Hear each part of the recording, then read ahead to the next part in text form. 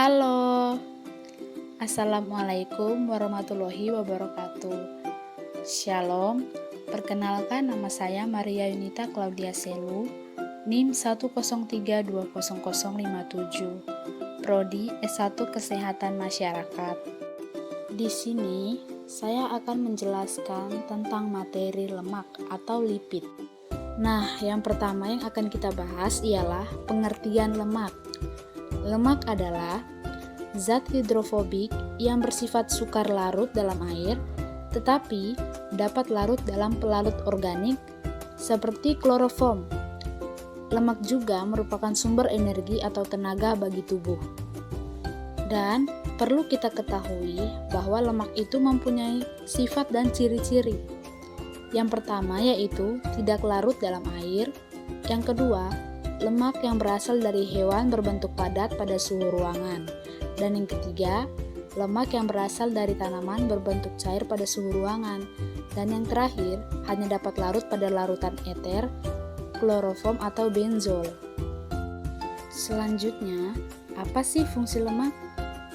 Jadi, sebagai sumber energi, sebagai sumber asam lemak esensial, asam linoleat, dan asam linolenat, sebagai pelarut vitamin, membantu transportasi dan absorpsi vitamin, menghemat penggunaan protein, membantu sekresi asam lambung dan pengosongan lambung, memberi tekstur khusus dan kelezatan makanan, sebagai pelumas dan membantu pengeluaran sisa pencernaan, memelihara suhu tubuh, dan melindungi organ jantung, hati, dan ginjal dari benturan dan bahaya lainnya.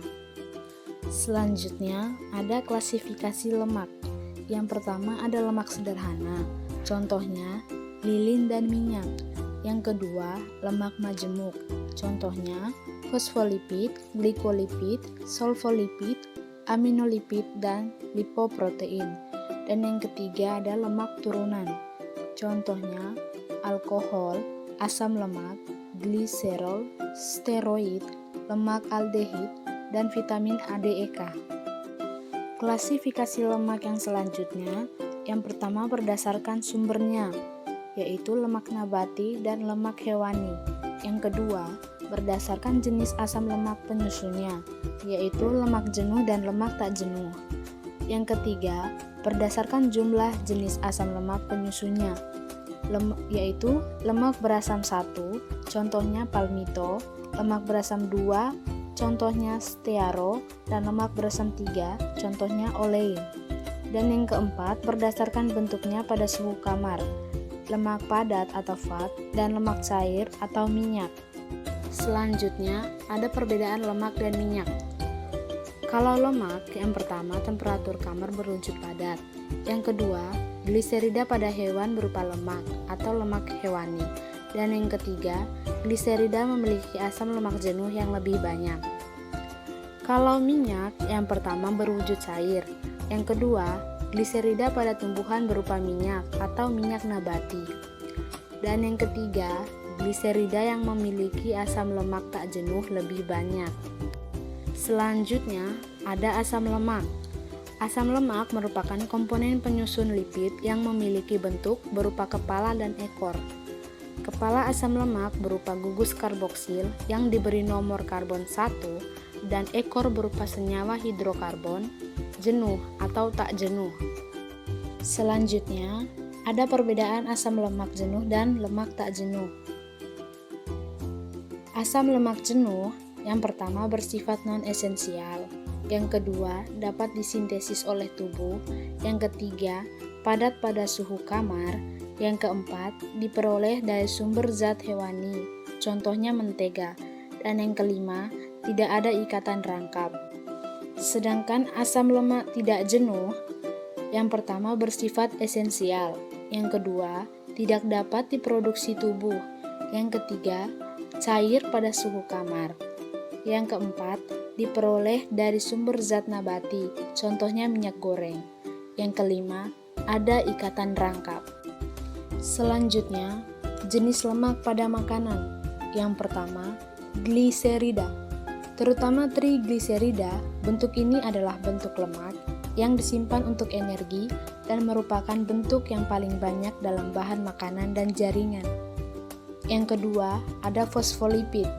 Fungsi utama fosfolipid adalah membentuk membran sel sehingga terdapat dalam setiap sel hidup, dibentuk dalam hati, dan menempati urutan kedua kandungan lipid dalam tubuh. Dan yang ketiga ada sterol. Sterol yang banyak terdapat di dalam pangan adalah kolesterol dalam jaringan hewani. Kolesterol adalah sterol yang paling dikenal oleh masyarakat. Di dalam tubuh mempunyai fungsi ganda, yaitu di satu sisi diperlukan dan di sisi lain membahayakan, tergantung seberapa banyak terdapat dalam tubuh dan bagian mana. Selanjutnya, kita akan membahas tentang kolesterol. Jadi, apa itu kolesterol? Kolesterol adalah lemak yang terutama diproduksi di dalam hati yang didapat dari makanan. Kolesterol berperan penting untuk menjaga fungsi tubuh supaya tetap baik seperti fungsi hormon dan berperan penting pada produksi asam empedu. Selanjutnya ada fungsi kolesterol. Yang pertama, bahan dasar pembentuk struktur membran setiap sel tubuh. Yang kedua, pelindung tubuh untuk mencegah penguapan cairan tubuh secara berlebih. Yang ketiga, bahan dasar pembentuk asam empedu. Dan yang keempat, bahan baku pembuatan hormon steroid seperti progesteron dan estrogen pada wanita dan testosteron pada laki-laki. Selanjutnya, apa saja sih faktor yang mempengaruhi kolesterol? Faktornya yaitu merokok, mengkonsumsi alkohol, minum kopi berlebih, berat badan, stres, kurang olahraga, usia dan jenis kelamin, dan pemakaian pil kontrasepsi. Selanjutnya ada kolesterol baik dan kolesterol jahat. Yang pertama yang akan kita bahas terlebih dahulu ialah kolesterol baik atau kolesterol HDL, High Density Lipoprotein. Kolesterol HDL merupakan kolesterol baik karena kemampuannya. Kadar kolesterol HDL di atas 60 berarti sangat baik. Makin tinggi kadar kolesterol HDL, makin rendah resiko untuk mendapat serangan jantung atau stroke. HDL berfungsi untuk membersihkan kelebihan kolesterol yang berbahaya di dalam darah dan membawanya kembali ke hati untuk dikeluarkan dari tubuh. Selanjutnya, kolesterol jahat atau kolesterol LDL, Low Density Lipoprotein. Kolesterol LDL merupakan kolesterol jahat yang membuat endapan dan menyumbat arteri, sehingga meningkatkan risiko serangan jantung dan stroke. Kadar kolesterol LDL yang baik adalah lebih rendah dari 130 dan semakin rendah akan semakin baik. Selanjutnya, nilai normal kolesterol baik. Semakin tinggi tingkat kolesterol baik atau HDL, maka akan semakin baik untuk kesehatan. Tingkat HDL minimal 60 mg atau lebih dapat membantu mengurangi risiko penyakit jantung. Sedangkan nilai normal kolesterol jahat sebaiknya berada pada tingkat yang rendah atau dapat ditoleransi tubuh, yaitu kurang dari 100 mg.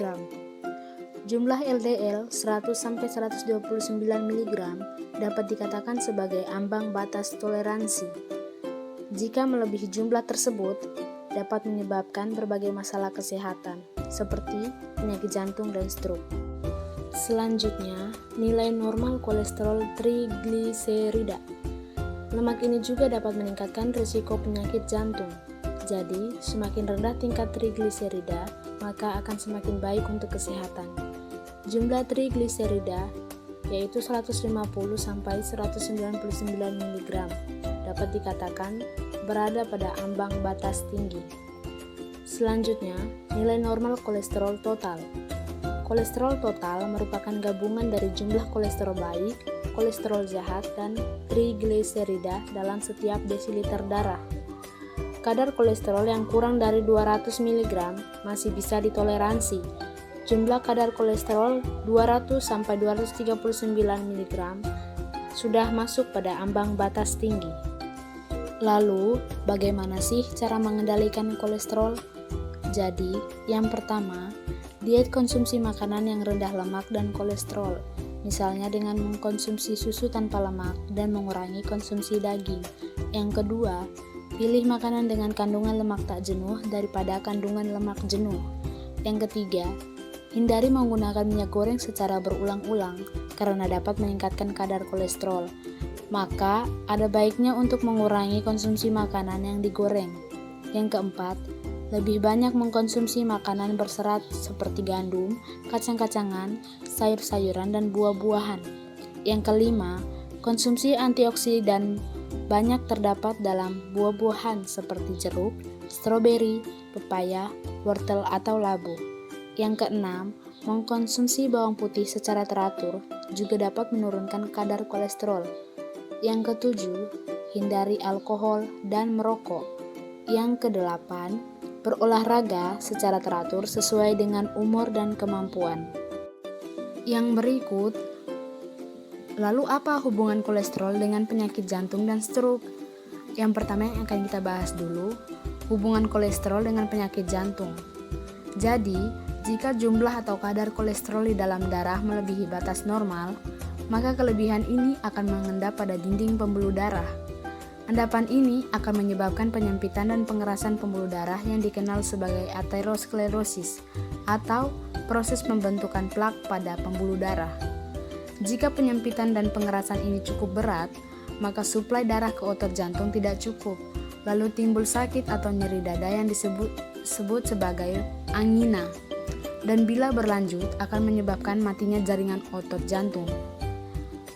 Gejala penyakit jantung antara lain dada seperti tertekan beban berat, terjepit, dan terbakar. Selanjutnya, hubungan kolesterol dengan stroke. Jadi, jika sumbatan ini menyerang pembuluh darah otak, maka akan terjadi stroke.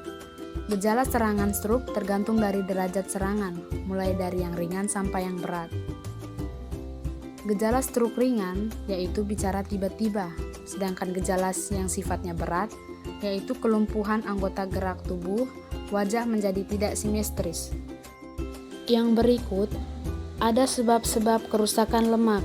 Yang pertama, penyerapan bau, yaitu lemak mudah menyerap bau. Yang kedua, hidrolisis. Lemak terhidrolisis menjadi gliserol dan asam lemak, dipercepat oleh asam, basa, dan enzim. Mudah terjadi pada lemak dengan asam lemak rendah, misalnya mentega, minyak kelapa sawit, dan minyak kelapa. Yang ketiga, oksidasi dan ketengikan. Kerusakan utama yaitu timbul bau dan rasa tengik, disebabkan oleh otooksidasi radikal asam lemak tak jenuh dalam lemak. Lalu, bagaimana cara mencegah ketengikan? Yang pertama, penyimpanan lemak yang baik, yaitu dengan tempat tertutup, gelap, dan dingin, wadah dari aluminium atau stainless, dan dihindarkan dari logam besi atau tembaga. Dan yang kedua atau terakhir, dengan pemberian antioksidan.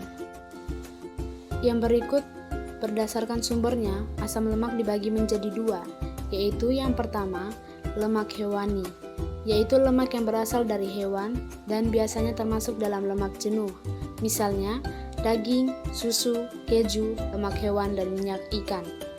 Dan yang kedua, lemak nabati, yaitu lemak yang berasal dari tumbuhan dan biasanya termasuk dalam lemak tidak jenuh, misalnya kacang-kacangan, kemiri, dan kelapa. Selanjutnya, perbedaan lemak hewani dan lemak nabati. Kalau lemak hewani mengandung kolesterol, kadar asam lemak jenuh lebih kecil, mempunyai bilangan Research Mass lebih besar. Sedangkan lemak nabati mengandung filtosterol, kadar asam lemak jenuh lebih besar, dan mempunyai bilangan Polen scale lebih besar. Selanjutnya, akibat kekurangan lemak, yaitu kurangnya penyerapan lemak, depresi dan gangguan mental, dan makan yang berlebih. Sedangkan akibat dari kelebihan lemak, yaitu obesitas, kanker, penyakit jantung, arteriosklerosis, dan diabetes mellitus. Itu saja yang dapat saya sampaikan mengenai materi lemak. Sekian dari saya, bila ada kurang lebihnya saya mohon maaf. Dan terima kasih telah menyaksikan video ini.